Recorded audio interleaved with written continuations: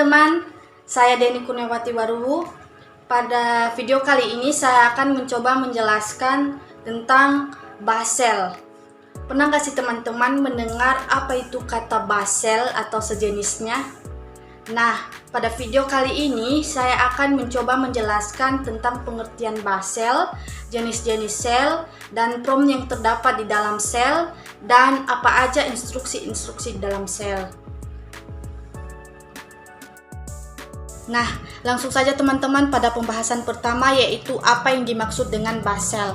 Seperti yang kita ketahui teman-teman, basel merupakan singkatan dari born again cell yang merupakan pengembangan dari born cell dan digunakan sebagai antarmuka pengguna untuk berkomunikasi dengan sistem Unix Linux melalui keyboard and display. Nah, basel adalah sel standar di banyak distribusi Linux untuk fitur yang menggabungkan kelebihan dari sel lain seperti C-cell dan Concel. Selanjutnya teman-teman, kita akan membahas jenis-jenis sel.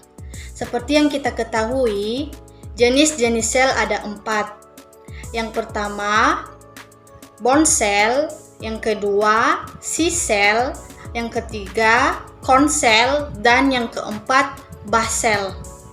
Nah, bond cell merupakan sel asli yang menjadi dasar dari banyak sel lainnya. C-cell menyerupai sintaks bahasa pemrograman C. Concel menggabungkan fitur bond cell dan C-cell.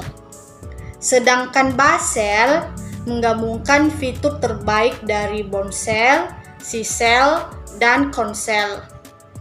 Nah, apa yang membedakan yang keempat ini teman-teman? Pertama, bond cell itu adalah dasar dari banyak sel, basicnya. Nah, sedangkan C-cell itu adalah menyerupai sintaks bahasa pemrograman C. Sedangkan Concel itu merupakan yang menggabungkan antara fitur bond cell dan C-cell. Dan basel yang menggabungkan semuanya teman-teman, yaitu menggabungkan bond cell, C-cell, dan Concel. Nah, apa yang membedakan Concel dengan basel? Concel itu cuman menggabungkan bond cell dan C-cell, sedangkan basel menggabungkan ketiga-tiganya, yaitu bond cell, C-cell, dan Concel.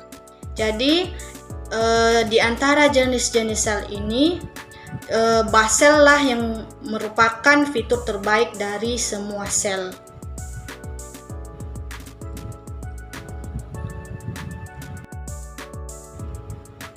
Sekarang teman-teman, kita akan membahas jenis prompt cell. Seperti yang kita ketahui teman-teman, prompt cell adalah tanda yang muncul di terminal menunjukkan bahwa sel siap menerima perintah dari pengguna. Secara default, prompt di basel adalah simbol $, untuk pengguna biasa dan simbol pagar untuk pengguna root. Prompt dapat dikustomisasi sesuai dengan kebutuhan pengguna dengan mengatur variabel PS1, PS2, PS3, dan PS4. Mungkin teman-teman bertanya-tanya, apa itu si PS? PS adalah singkatan dari prompt cell.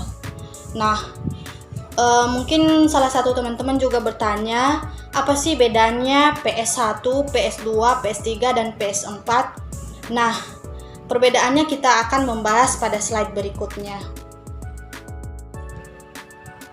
Teman-teman, pada slide sebelumnya saya sudah menjelaskan tentang pengertian prompt cell.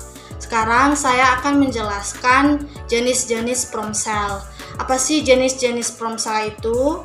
Jenis-jenis prompt cell itu ada PS1, PS2, PS3, dan PS4.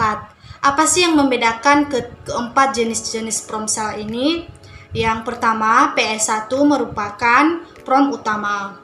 Yang kedua, PS2 merupakan prompt untuk perintah yang belum lengkap. Yang ketiga, PS3 merupakan prompt untuk perintah select. Dan yang terakhir, PS4 merupakan prompt untuk menampilkan debug. Jadi, semua jenis-jenis sel ini mempunyai tugas masing-masing. Teman-teman, sekarang kita akan membahas instruksi sel. Seperti apa sih instruksi sel itu? Nah, instruksi sel melibatkan berbagai perintah yang dapat dieksekusi dalam bus sel, termasuk perintah untuk navigasi file, pengelolaan proses, dan kontrol aliran program.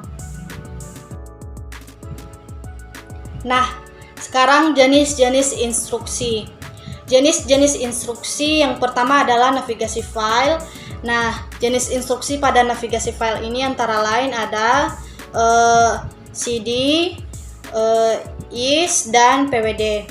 Sedangkan pada pengelolaan proses ada ps, stop, dan kill. Dan yang ketiga adalah kontrol aliran. Pada kontrol aliran program ini teman-teman, jenis instruksinya antara lain if, for, while, dan case. Baik teman-teman, sekian penjelasan singkat saya tentang bus sel. Jika ada kesalahan dan tutur kata yang kurang baik, saya mohon maaf. Sekian dan terima kasih. Bye.